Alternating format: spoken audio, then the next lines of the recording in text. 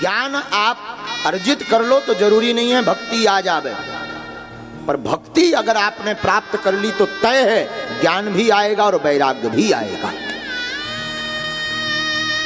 ज्ञान से भक्ति मुश्किल है, पर भक्ति से ज्ञान वैराग्य संभव है। तो पहले नंबर हमारी आपकी केवल और केवल यह जिज्ञासा होनी चाहिए हर पल कि हमें भगवान की भक्ति प्राप्त हो जाए। भैया भक्ति कैसे प्राप्त होगी? वही आज की कथा जहां से शुरू हुई, हरेर नाम हरेर नाम, भगवान का नाम लेकर के, श्री हरि का नाम कीर्तन करके भगवान की भक्ति प्राप्त होगी। और जब आप भगवान की भक्ति प्राप्त कर लोगे तो ज्ञानी भी हो जाओगे और वैराग्य भी हो जाओगे, ज्ञान भी दृढ़ हो जाएगा। वरना केवल ज्ञानी हो गए तब भी जीना बड़ा मुश्किल है।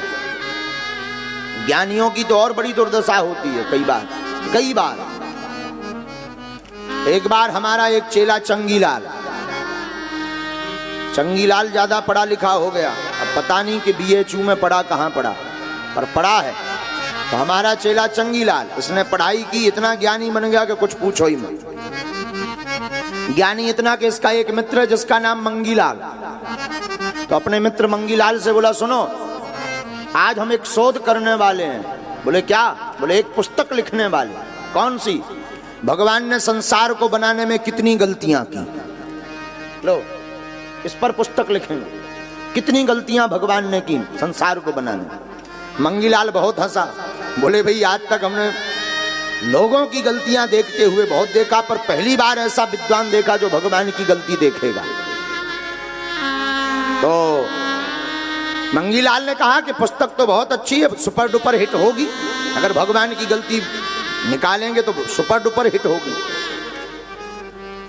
दोनों तैयार भये, दोनों ससुराल गए।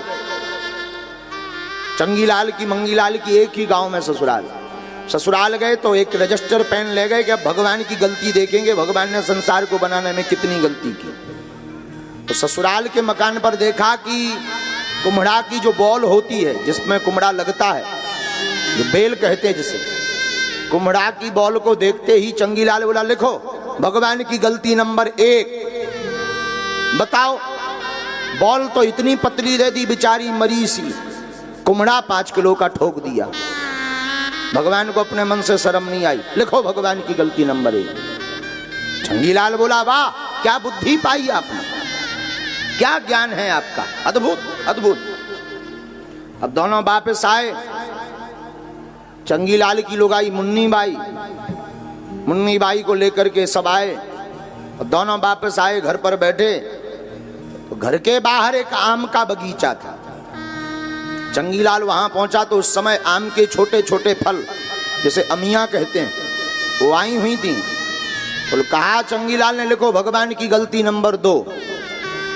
आम का वृक्ष इतना बड़ा, अमियां इतनी छोटी, यहां अल्टी पल्टी कर देते, कुम्हड़ा यहां लगा देते, आम का फल वहां लगा देते, लेकिन भगवान की ये गलती है, लिखो गलती नंबर 2।